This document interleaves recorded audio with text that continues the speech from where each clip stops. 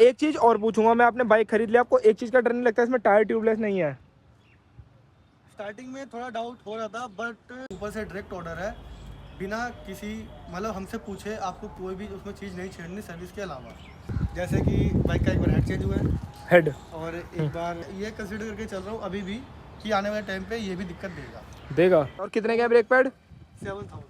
ये फिर वो दिक्कत नहीं फिर है। दिक्कत क्यों आ रही है जब 15,000 चल गई थी तो? हाँ ये कह सकते हो, पर मैंने करता रहूँ, खराब चलाता रहूँ चलाई है यार। भाई? ये फिर देखो ना, फिर तो कस्टमर, ये तो बिल्कुल सेंसलेस बात है कंपनी की। बिल्कुल है। आप मेरी चीज में दिक्कत आ रही है, मैं सर्विस सेंटर जाऊंगा, सर्विस सेंटर कह रहा है मेरे हाथ में कुछ नहीं है, तो फिर भाई हाथ में किसकी है? Welcome back to Preet blog. आज सामने खड़ी हुई है रॉयल एनफील्ड की हिमालयन। बेसिकली इस बाइक को जब लॉन्च करा था रॉयल एनफील्ड वालों ने, तो मेरे को पर्सनली ये बाइक बहुत पसंद आई थी। मैंने जब इसका टेस्ट राइड करा था, राइड रिव्यू करा था, तो आप लोगों ने देखा होगा कि मुझे मतलब पर्सनली बाइक की एक्सेलरेशन, परफॉर्मेंस, सारी चीज़ें बहुत बढ़िया लगी थी। और ये बाइक बनी भी इस काम के लिए, इसको खरीदने के बाद अपने अकॉर्डिंग इसके ऊपर लोडिंग्स करो, मॉडिफिकेशन करो और निकल जाओ कई हज़ार किलोमीटर के लिए बिना किसी टेंशन परेशानी के साथ।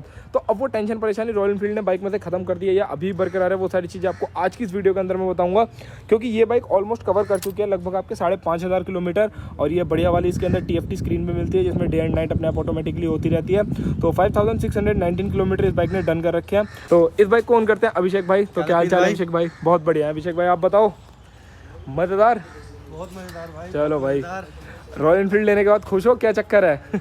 लेने के बाद खुश थे, पर अब नहीं है। अब नहीं है, चीजें वक्त के साथ कुछ बदल सी गई, बदल जाती है। तो ये कौन सी बाइक है आपकी अभिषेक भाई? पहली, दूसरी, कौन सी? ये मेरी थर्ड बाइक है। अच्छा, इससे पहले कौन सी थी? मेरे पास मैंने स्टार्टिंग में 390 BS3 से करी थी। ड्यूक 390 BS3, देन उसके बाद ड्यूक 390 BS4 मेरे पास है अभी भी। अच्छा। और ये सेकंड बाइक अभी मेरे पास है। अच्छा, तो अब मैं अच्छा। दो बाइक है, एक 390 ड्यूक और एक हिमालयन 450। मतलब 400 सीसी की आपके पास दो बाइक है आज की डेट में अगर देखा जाए तो। के लिए एक अपना वैसे गेड़ी मारने की। गेड़ी मारने के लिए, भगाने के लिए। सही है, सही है, सही है, सिस्टम पानी बढ़िया है। तो ओवरऑल भाई ने हिमालयन को ओन करते हैं, तो भाई क्या सोचा, मतलब क्या थॉट था? एडवेंचर लेने का मन था या फिर रेंडमली हिमालयन पसंद आ गई? क्या था मतलब POV? रेंडमली कह सकते हो आप इसको, अगर सिंगल वर्ड में अगर आप पूछना चाहो, रेंडमली हम इसलिए बोल सकते हैं क्योंकि मैं इसकी जब टेस्ट लेने गया था तो मुझे 390 के पावर, जैसे कि 390 मेरे पास है, मुझे पावर पसंद है, तो इससे मुझे पावर लगा कि हाँ 390 से अगर मैं कंपेयर करूँ तो 19-20 के डिफरेंस तो ऑलमोस्ट सेम पावर है। करेक्ट। और प्लस मैं 390 पे ट्रैवल बहुत करता था, 45,000 किलोमीटर मैंने 390 चला रखी है। और अभी भी वो चल रही है, कभी कभी मैं उसको भी लेके जाता हूँ। तो मेरा था कि मैं ट्रैवल मेन पर्पज, बाइक से ज़्यादा मेरा पर्पज था ट्रैवल का। तो मैं सोचा यार ट्रैवल का मेन पर्पज है ही, पावर अच्छी लग रही है तो जोर लगा के टूरिंग बाइक ले लेते हैं। तो एकदम से प्लान था, कोई ऐसा ही था मैंने रिसर्च करी हो। ये बाइक जो है अगस्त से मीडिया बाइक्स आना शुरू हो गई थी, बड़े बड़े यूट्यूबर्स के पास बाइक्स आ रही थी, रिसर्च चल रही थी, बना ली जा रही है, ले जा रही है। हाँ, टेस्टिंग चल रही थी फुल, चल रही थी टिल नवंबर एंड तक भी। भाई मुझे कोई इंटरेस्ट नहीं था इस बाइक में। जब दिसंबर में शोरूम्स के अंदर टेस्ट राइड बाइक्स आई, जब मैं वीडियो के पर्पज से गया वहाँ पे टेस्ट राइड ली, तो मुझे मेन जो है इसकी पावर पसंद आई थी। करेक्ट भाई, टूरिंग पर्पज से ज़्यादा मुझे इसकी पावर पसंद आई थी। अब मुझे टूरिंग में इंटरेस्ट बन गया। भाई एक चीज़ और है, इस बाइक की पावर पता है क्यों पसंद आ रही है? पहली बात तो रॉयल एनफील्ड से किसी ने एक्सपेक्ट नहीं करा था कि ये जो एक्सेलरेशन है ना, इनका क्या है, इन्हें 2-3 हज़ार RPM पर सारा टॉर्क दे देना होता था, जो रॉयल एनफील्ड का एक नेचर रहा है। बट इस बाइक का वो नेचर नहीं है। ये बाइक 7-8-10 हज़ार RPM तक ना रेव होती है, भागती है खुल के। तो यहाँ पे आपको सेंसर टेक्नोलॉजी पूरी मिल गई। हाँ, राइड बाय वायर इसके अंदर, राइड बाय वायर आपको मिल जाती है। जो एक्सेलरेशन है ना, जो राइड बाय वायर की होती है और जो नॉर्मल वायर की तार की होती है, बहुत फर्क है, धरती आसमान का फर्क है। जो इसे ओन करता है वही बता सकता है। करेक्ट, ये बात भाई ने बिल्कुल जायज़ बोली। तो फिर उसके बाद आपने कहा कि चलो रॉयल एनफील्ड खरीदते हैं, मतलब मज़ा सा आ गया। फिर कितने की पड़ी थी आपको दिल्ली में ऑन रोड? उस टाइम पे जो इसका प्राइस था वो था 335 था, बट मैंने 5 साल की वारंटी ली थी। तो सब एक्सटेंशन वगैरह जो थोड़ी बहुत चाहिए थी वो सब मिला के 340 की पड़ी थी। बट अगर आज के टाइम पे आप इसको 15,000 महंगी हो गई। 15,000 नहीं बोल सकते हो, कहने को 15,000 रेट बड़ा है, पर अगर आप परचेज करने जाओगे तो आपको 365 तक ये रेट जा रहे हैं। 65 तो बहुत ज़्यादा है भाई। 65 तक जा रहा है। 350 या 55 का ही ये वाला कलर, क्योंकि सबसे महंगा वाला कलर है इसका। नहीं, मुझे किसी ने बोला 360-65 तक का है। क्या पता भाई अब हो गया होगा, तो देखो कह नहीं सकते। मेरे को लास्ट याद है, मेरे एक फ्रेंड ने ली थी तो 350 की ली थी उन्होंने, शायद से 50 या 55 की ली होगी मैक्सिमम। जो मैंने शायद कुछ जो एक्स्ट्रा लिया है उसका मैं मे बी 350 ही मान लेते हैं। पर फिर भी अगर 350 में आपको 450 सीसी का एक इंजन मिल रहा है तो सस्ता ही है यार। अच्छा, तो लो, अब आपने ले तो ली, लेने के बाद मतलब ओवरऑल क्या एक्सपीरियंस रहा बाइक के साथ? 5,000 किलोमीटर कैसे रहे, थोड़ा बताओ। 5,000 किलोमीटर से 4500 किलोमीटर जो अच्छे रहे, बाकी उसके नेक्स्ट 1000 थोड़े से खराब रहेंगे। जैसे कि बाइक का एक बार हेड चेंज हुआ है, हेड, और एक बार कोन सेट के जो नट्स होते हैं, जिससे कोन सेट मेन टाइट होता है, हाँ, तो जो नट्स है वो चेंज हुए हैं। खराब नहीं हुए थे, गड्ढे में गई थी। गड्ढे में ऑफ रोडिंग, देखो ऑफ रोडिंग बाइक है, मैंने ना उतनी ऑफ रोडिंग बाइक पे करी नहीं, नॉर्मल हाईवे पे चलाई है, बट वो कॉन्सेप्ट जो है बार बार लूज पड़ रहा था। अच्छा। तो इतना मैक्सिमम टाइट हो गया था, उससे मैक्सिमम टाइट हो ही नहीं रहा था। तो आरी के प्लांट से उन्होंने मुझे एक अपग्रेडेड वर्जन कह लो नट्स का वो भेजा। तो यहाँ पे आपको 2 नट्स दिखते हैं जिसपे हैंडल हमारा टिका होता है, तो ये 2 नट्स और एक ये चीज जो जिससे मेन कॉन्सेप्ट टाइट होता है, तो ये जो है ना, ये आपको एक अपग्रेडेड वर्जन उन्होंने मुझे भेजा। मेरा जो पहले वाला था वो भी खराब नहीं था, बट वो मैक्सिमम पे पहुंच गया था। तो उस वजह से उन्होंने मुझे एक अपग्रेडेड चलो कौन सेट के नट्स भेजे। और जो ये नट का साइज है नॉर्मली अगर मैं उसको बताऊं, अगर इतना था ना तो इसकी लेंथ इतनी है, तो मतलब ये और ज़्यादा टाइट हो सकता है, प्रॉपर्ली फुल टाइट हो जाए। तो मैं ये कंसीडर करके चल रहा हूँ अभी भी कि आने वाले टाइम पे ये भी दिक्कत देगा। मैक्सिमम टाइट हो गया तो फिर तो ये भी खराब ही है। अगर वो 5,000 रुपये गया तो ये 10,000 रुपये जाएगा, पर जाएगा जरूर। मतलब थोड़ा सा ना, मतलब ये है कि रॉयल एनफील्ड ने बाइक तो बना दी, चीज़ें ऐसी हैं कि आप कह सकते हो कि उनकी जो टेस्टिंग है और होनी चाहिए थी। टेस्टिंग बहुत हुई थी। अगर आप यूट्यूब पे भी सर्च करोगे तो जो हिमालयन जब आई थी तो 15,000 किलोमीटर चलाने के बाद तक टेस्टिंग हुई थी, तो फिर भी दिक्कत क्यों आ रही है जब 15,000 चल गई थी? तो हाँ, ये कह सकते हो। पर मैंने पता करा थोड़ा बहुत, मुझे ये सुनने में आया कि जैसे हिमालयन है या आ रही कोई बाइक तो हमेशा एक प्लांट से नहीं बनती, 2-3 प्लांट्स होते हैं। पर इंजीनियरिंग तो सेम ही रहेगी ना? इंजीनियरिंग सेम है, पर जैसे कई चीज़ें होती है ना कि हम जैसे बात चलती है, हम करोड़ का सामान डलवा रहे हैं या ओरिजिनल सामान ले रहे हैं, तो उसमें क्वालिटी का फ़र्क आता है। तो कुछ छेड़छाड़ देखो होती ही होगी, पर ये जो इशू है ना साउंड का, कह लो कौन साउंड का मैं नहीं बोल सकता हेड का, पर कॉन्सेप्ट का इशू तो हर हिमालयन राइडर यहाँ पे फील कर रहा है। चलो ठीक है, वो एक कॉन्सेप्ट अगर छोड़ भी मैं बोलता हूँ भाई, देखो कॉन्सेप्ट फिर भी एक बहुत छोटी चीज़ है, चलो वो हो जाए, कोई दिक्कत नहीं है। पर आपकी बाइक का हेड चेंज हो गया, कितने किलोमीटर पे हेड चेंज हुआ था इसका? 4500 पे। और ये इशू जो है मुझे 2500 के बाद से फील होना शुरू हो गया था। क्या इशू आ रहा था, आप बताओ थोड़ा। आवाज जो है वो बढ़ना शुरू हो गई थी। जो हेड का अपर वाला एरिया होता है, जहाँ पे शिमें लगी होती है, वहाँ ये वाला पोर्शन अपर वाला एरिया, तो वहाँ पे साउंड जो है बढ़ना शुरू हो गया था। तो जैसे कि आरी की बाइक लोग खरीदते हैं, उनको पता है इसमें टैपेड टेक्नोलॉजी आती है, बट इसमें एक सेपरा शिम बेस्ड टेक्नोलॉजी है। तो यहाँ पे ये चिंता कि हाँ भाई टैपेड या शिम लूज हो गए होंगे, कोई नहीं, टाइट करवा लेंगे। चलो होते गए, आवाज़ बढ़ना शुरू हुई। 3500 के बाद जब मैं गया तो हाँ, उस टाइम पे जो मैकेनिक है वो कहीं गया हुआ था, तो फिर करते करते मैं ऋषिकेश चला गया था। तो वहाँ से आया तो आवाज़ तब भी बढ़ी हुई थी। जब मैंने उनको दी तो उन्होंने शिमें जब चेंज करी, तो शिम 4 शिमें होती है इसमें, तो इसमें 2 शिम चेंज हुई थी, एक नॉर्मल वाली और एक जो एग्जॉस्ट पाइप के पास होती है वो वाली। ठीक है। तो शिमें जब चेंज हुई थी तब भी साउंड में डिफरेंस नहीं लगा, बट उनका और जो एक फ्लायर जो इसके लिए चेक करने आया हुआ था बेसिकली ऊपर से, उसने ये बताया कि भाई साउंड सही हो गया है। बट मेरी किस्मत कह लो अच्छी थी या उनकी किस्मत खराब थी। वहाँ पे एक बाइक आई हुई थी क्लेम के लिए, एक्सीडेंट हुआ था छोटा सा एक हिमालयन का, उसका साउंड मैंने सुना और उन्होंने बोला एक बार वोली बाइक का साउंड सुन लो, एक बार मेरी बाइक का आवाज़ की साउंड सुन लो और बताओ क्या सेम आवाज़ है। हाँ, इसकी आवाज़ सेम है ही नहीं वहाँ पे। हाँ एग्जैक्टली, मैं कहता हूँ मैं घर लेके आ जाता, पर मेरी किस्मत, क्योंकि अगर मैं घर आ गया तो उन्होंने पेपर पे साइन करवा लेते कि जो इनकी दिक्कत थी वो रिजॉल्व हो गई है, रिजॉल्व हो गया। तो पर कह लो मेरी किस्मत थोड़ी अच्छी थी, उनकी थोड़ी खराब थी। तो वहाँ पे एक बाइक खड़ी थी, तो दोनों बाइक का मैंने उनको बोला साउंड चेक करो। तो मैंने बोला चलो कोई बात नहीं, आप छोड़ दो, मैं चेक करवाता हूँ। फिर 1-2 दिन बाद फिर फ्लायर आया था, तो उसने बोला सही है सही है, करते करते ये 15-20 दिन खिंचा था। मतलब मैंने यूट्यूब पे वीडियो डालना शुरू किया। मैंने इसकी कह लो पार्ट्स में जैसे जैसे उन्होंने मेरे साथ करा, मैंने सारी क्लिपें ले रखी थी। एक टाइम ऐसा आया उन्होंने मुझे वीडियो बनाने के लिए मना कर दिया सर्विस सेंटर में, पर जो फुटेज थी मैंने सब एक्सप्लेनेशन की 7-8 वीडियो मैंने डाली थी। तो उसके बाद उन्होंने वीडियो देखी होगी चाहे कुछ भी हो, उन्होंने खुद अपनी तरफ से हेड मंगवा लिया। पर मतलब भाई मैं एक चीज़ देख रहा हूँ, एक आप नई बाइक खरीद रहे हो, 3.5 लाख रुपए कंपनी को दे रहे हो, और देने के बाद भी कंपनी का पहली बात तो फीडबैक अच्छा नहीं है। ओवरऑल अगर मैं सर्विस सेंटर की बात करूँ तो फीडबैक बहुत बेकार रही है। अब 15 दिन अगर मैं अपनी बाइक सर्विस सेंटर पे छोड़ दूंगा, 15 दिन में काम कैसे करूँगा? इसमें मैं बाइक मैंने छोड़ने लगी, बाइक उन्होंने मुझे दे दी थी, सामान आया तब मैं फिर दोबारा बाइक छोड़ने गया था। पर कस्टमर तो परेशान हो रहा है ना, परेशान हो रहा है। यहाँ पे सबसे मेन बात, जिस पर्पस के लिए बाइक लिया वो बंदा वो पर्पस ही पूरा नहीं, पर्पस ही रिजॉल्व नहीं हो पा रहा है, तो मेरे तो 3.5 लाख रुपए मिट्टी है। तो यहाँ पे मैं एक चीज़ और आपको बताना चाहूँ, आपने बोला कि सर्विस सेंटर फीडबैक दिक्कत है, फीडबैक खराब है, तो मैं ये बोलूँगा कि जो हिमालयन है, जो मैकेनिक है, उसने मुझे ये बोला कि कोई और बाइक होती ना भैया तो मैं इसको खोल के मैं आपको एग्जैक्ट प्रॉब्लम बता सकता था, बट हिमालयन के ऊपर से डायरेक्ट ऑर्डर है, बिना किसी मतलब हमसे पूछे आपको कोई भी उसमें चीज़ नहीं छेड़नी सर्विस के अलावा। सर्विस आप करो बेफिक्र होकर, कोई दिक्कत नहीं, पर कुछ भी अगर कस्टमर कंप्लेंट करता है ना, उसके लिए पहले आपको वीडियो बनानी है, ऑडियो रिकॉर्ड करनी है, आगे प्लांट में भेजनी है, तब प्लांट से जब जवाब आएगा तब तक कस्टमर क्या करे, और वो तब भी उसके बाद भी जब जवाब आएगा तो मैकेनिक खुद काम नहीं करेगा जब तक फ्लायर आएगा नहीं। तो आप बोलते ना तब तक मैं क्या करूं तब तक मैं अपनी बाइक खराब करता रहूं, खराब चलाता रहूं?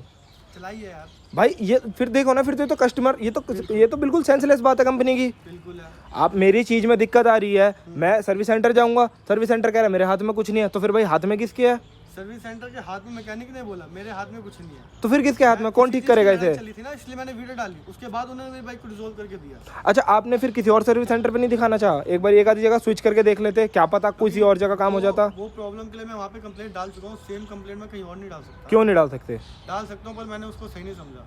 भाई डालते क्यों नहीं डालते आप? चलो आपकी ये चीज़ चलो सर्विस सेंटर में रिजॉल्व नहीं हो रही थी, आप रॉयल एनफील्ड में ऊपर कहीं मेल वेल डालते। मेल मैंने डालने का सोचा था। हाँ? तो ये बात हुई थी जब उन्होंने बोलता ना कि क्योंकि यहाँ पे एक चेन ट्रांसफर भी लगा होता है, तो चेन ट्रांसफर की कुछ बात चल रही थी, तो चेन ट्रांसफर आने का उन्होंने वेट करा था, पर उन्होंने चेन ट्रांसफर हेड भी मंगवा लिया था। तो वहाँ पे क्या होता, मैंने एक सोच रखा था कि जो उन्होंने मंगवाया हुआ है, उन्होंने 10 दिन का वैसे टाइम लिया था, अगर वो डलने के बाद भी साउंड सही नहीं हुआ तो मैं मेल करूंगा। ये जैसे मेल की आपने बात करी, हाँ बिल्कुल, पर उन्होंने खुद ही हेड मंगवा रखा था। पर यार नहीं, चेंज होने के बाद मेरी आवाज़ दब गई थी, तो इस वजह से मैंने मेल नहीं करी, वरना मैंने सोच रखा था अगर वो चेन टेंशनर डलने के बाद भी आवाज़ नहीं गई तो भाई मैं मेल कर दूंगा। और चेन टेंशनर की बात आ रही तो मैं आपको एक चीज़ और बता दूं, उनके पास चेन टेंशनर तक नहीं था। सर्विस सेंटर वाले जो शोरूम की बाइक है टेस्टेड वाली वो लेके आए थे, उसका चेन टेंशनर 3-4 बार अल्टा पल्टा करा था, जो मेरा ओरिजिनल चेन टेंशनर था वो खराब हो गया था, और टेस्टेड वाली बाइक का मैंने 15-20 दिन यूज़ करा जब तक नया नहीं आया। नहीं। और आप एक चीज़ और देखो, आपकी बाइक 4500 पे हुआ था ये सब, हाँ 56 ये चली है अभी, हाँ। मोटा मोटा 1000 लगा लो, 1000 या 1100 किलोमीटर के बाद आवाज़ तो इसकी फिर भी अभी भी खराब आ रही है। आवाज़ जो उस टाइम पे जो झंझनाहट वाली आवाज़ आ रही थी ना, बिल्कुल एग्जैक्ट सेम ही बोल सकता, पर अगर आप एक ब्रांड न्यू हिमालयन 450 जब शोरूम से लोगे या फिर किसी और की जो 1000-1500 चली हुई है उसकी चेक करोगे ना, उसकी साउंड में और मेरे साउंड में आपको जमीन आसमान के अंदर दिखने वाला है। मैं तो पर्सनली बता रहा हूँ भाई, मैंने तो जब टेस्ट राइड करी थी ना, मुझे अभी जब आपने मैं एक राउंड लगा के आया तो मुझे पर्सनली ऐसा लगा कि भाई कितना शोर क्यों कर रही है, इंजन रिलैक्स फील नहीं हो रहा है। बिल्कुल रिलैक्स फील नहीं हो रहा है, जैसा कि अभी आपने बोला ना कि हाँ मैंने चलाई, मैं पहले भी चला रखी है। हाँ मैंने हेड चेंज कराया, और मेरे साथ कुछ यूट्यूब के थ्रू कुछ लोग जुड़े जो हिमालयन 450 ओन करते हैं, Assam side, mostly Assam side के जुड़े मेरे साथ, और एमपी साइड के कुछ बंदे और थे, उनकी बाइक में भी हेड चेंज हुआ है। आपने बोला नहीं कि भाई मैं अपनी नई बाइक का हेड नहीं खुलवाता, मैं तो नहीं खुलवा रहा, मुझे ऐसे ठीक करके दो, और अगर हेड खोल रहे हो तो लिख के रिटर्न में सिग्नेचर करके अपनी स्टैंप लगा के दो कि आवाज़ नहीं आएगी फिर से। हाँ भाई, और आप कस्टमर हो भाई, कस्टमर का यही हक बनता है। मेरे साथ आरएस पे सीन हुआ था, मेरी जितनी ऑडियंस है भाई, मेरे को आरएस से बहुत लोगों ने पहचाना था भाई। मैंने यही बात करी थी, मैंने अपनी बाइक ऐसी ठीक करवाई थी, मेरी तो क्लच प्लेटें खराब हो रही थी बार बार, और clutch plate wear and tear वाली चीज़ आपको पता है वारंटी में चेंज नहीं करते हैं, ये मैं 5 बार चेंज कराई है मैंने वारंटी में क्लच प्लेट। वही तो मैं कह रहा हूँ, आप रिटर्न में लेते हैं ना उनसे कि हाँ भाई ये क्या चक्कर है भाई, 4000 किलोमीटर कोई बात होती है कि तुमने बाइक कैसी की तैसी कर दी पूरी? जाना पड़ेगा लग रहा दोबारा। भाई बिल्कुल जाना चाहिए आपको, मैं तो खुद कह रहा हूँ भाई, मैं जेन्युइन बात बता रहा हूँ। मैं भी इसको एक राउंड चला के आया, मैंने कहा यार मैंने इस बाइक को जब चलाया था मैं इस बाइक से इतना इंप्रेस हुआ था, पर्सनली बता रहा हूँ, इस बाइक पे बिलीव नहीं होते, बाइक रॉयल एनफील्ड ने बनाई है, पर इन हरकतों के बाद बिलीव हो गया। मतलब यार ये वाली जो बाइक है ये फॉरेन इंजीनियर से बनाई है, हर बार इंडियंस होते हैं, हाँ। फॉरेनर्स है, उसके बाद भी देख लो ऐसी दिक्कत आ रही है यार। पता नहीं यार, इतनी बढ़िया बेहतरीन बाइक है यार, इस बाइक को चलाने में पूरी ऑल ओवर है, बॉडी आप देखोगे तो बहुत बढ़िया है, बहुत बेहतरीन है। इंजन जो मेन इसका दिल है वो दिक्कत है, थोड़ा दिल में गड़बड़ है इसके, पावर में कहीं पे आपको कोई कमी नहीं है, पर इसका जो मेन है जो ये साउंड की जो दिक्कत आ रही है ना, लोग इससे परेशान है बस। बहुत बंदे, और हेड चेंज होने के बाद मुझे पावर में भी ऐसा लग रहा है लैग मुझे फील हो रहा है, पावर में थोड़ा सा ना मतलब थोड़ा अजीब बिहेव कर रही है, ऐसा लग रहा है एयर फिल्टर के वहाँ पे जो चोक है, फ्लो है ना, हाँ वो प्रॉपर नहीं है। करेक्ट, सही कह रहे हो, सही कह रहे हो आप। फ्रेंड ने मुझे बोला था यही चीज मेरे को भी अभी फील हुई है, जब मैं अभी एक्सीलेटर दे रहा था, मैंने आपसे बोला नहीं कि आवाज कर रही है अजीब सी, वो ऊपर इंजन यहीं पे कुछ, हाँ जैसे कि हवा कहीं पे दब रही हो, निकल ना पा रही हो पूरी प्रॉपर, कुछ वैसे ही बिहेव कर रही है। अच्छा हाँ बोलो बोलो। हेड चेंज होने के बाद जैसे बोला ना आपने कि पावर का भी मैंने बताया कि आपको डिफरेंस आ रहा है, हाँ तो 2-4 बंदे हैं जो जुड़े हैं जिन्होंने हेड चेंज करवाया है, तो उनको पावर का फील हो रहा होगा, बिल्कुल हो रहा होगा। मैंने भी नोटिस करना शुरू किया है कि पावर में जो डिफरेंस है वो आ रहा है, तो उस वजह से मैं आगे भी एक इसका ड्रैग रेस का वीडियो करूंगा। आपने एक्सटेंडेड वारंटी ले रखी है इसकी? कौन सी एक्सटेंडेड वारंटी? एक्सटेंड ले रखी है। सही है भाई, आपको जरूरत पर आपको कहीं काम में ना आ जाए, वो सही है भाई, सही ले रखी है बिल्कुल। बाकी ये देखो ये आपका हाँ यही दिक्कतें चलती रही तो भाई मैं तो आरी के खुद जाकर सर्विस सेंटर में मैं खुद बोल चुका हूँ भाई 6 महीने के बाद में बाइक बेच दूंगा। भाई जाहिर सी बात है ये दिक्कत रहेगी तो भाई मैं ट्रैवल नहीं कर पाऊंगा, क्या मैं तुम्हारे चक्कर ही काटता रहूं क्या? और भाई और किसी ने सही बोला है, अगर आपने आरे की बाइक ली है तो आपकी बाइक दो जगह मिलेगी, या तो सर्विस सेंटर में या रोड पे। हाँ रियलिटी है ये रियलिटी है भाई ये, या तो ये चलेगी बहुत ज्यादा या तो सर्विस सेंटर या सर्विस सेंटर रहेगी। ये भाई देखो भाई का चैनल है, आप यहाँ पे जाके देखना, बाइक की जो भाई ने स्टोरियाँ बताई है ना पूरी, आपको वहाँ जाके पता चलेगी कि मतलब ओवरऑल इसके साथ दिक्कतें बनी क्या है। बाकी और रॉयल तो मैंने सीरीज चलाई है अपने चैनल पे। चलो भाई के चैनल पे विजिट करना। जो हिमालयन 450 ओन करता है, जो बिल्कुल आरे को सपोर्ट करते हैं, हाँ उन्होंने बोला भाई कि तुझे व्यूज चाहिए। मैंने बोला भाई मैं एक ब्लॉगर हूँ, व्यूज मेरे लिए मैटर नहीं करता भाई मेरे ब्लॉगर काम क्या है, जो डेली फील कर रहा है, जो अपनी बाइक के साथ फील कर रहा है, वो अपने चैनल पे डाले। मेरे 3.5 लाख रुपए मिट्टी होने को तैयार है, तुम्हें व्यूज की बढ़िया है। और एक बंदा है, मैंने उसको बोला कि भाई आरी तुझे स्पॉन्सर कर रहा है, मुझे नहीं कर रहा, हाँ तू अच्छा ही बोलता रहे। भाई मैं जो फील करूंगा वो बोलूंगा, अगर मेरी बाइक रिजॉल्व होगी तो मैं आरी की तारीफ भी करूंगा, उसके लिए एक डेडिकेटेड वीडियो बनाऊंगा। सही बात है, जो मैं फील कर रहा हूँ वो लोगों से मैं छुपाऊं क्यों भाई? सही बात है। कोई मेरे को कंपनी कोई पैसे तो दे नहीं रही है इस चीज के लिए कि तुम मेरी बुराई करो। भाई तुम मेरी दिक्कत रिजॉल्व कर दो, मैं तुम्हें कुछ भी नहीं बोलूंगा, सीधी सी बात है ना भाई। अब एक चीज और पूछूंगा मैं, आप इसका थोड़ा सर्विस का बताओ, रॉयल एनफील्ड में सर्विस का क्या खर्चा पानी है इस बाइक का?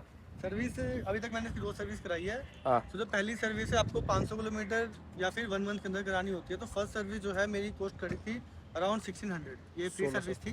1600 अगर देखा जाए तो सस्ती है, जायज ही है। हाँ। इसमें 2.1 लीटर का आपका इंजन ऑयल डलता है, तो अगर उस हिसाब से देखा जाए तो तो सस्ती है, फिर सस्ती है। हाँ 2.1 लीटर के हिसाब से सस्ती है, इंजन ऑयल सस्ता है इसका मतलब। और सेकंड सर्विस से मेरा कॉस्ट आया था 160 रुपये। क्यों इंजन ऑयल चेंज नहीं हुआ? इंजन ऑयल चेंज नहीं हुआ, सिर्फ क्या लो कंज्यूमेबल चार्ज मैंने पे किया था।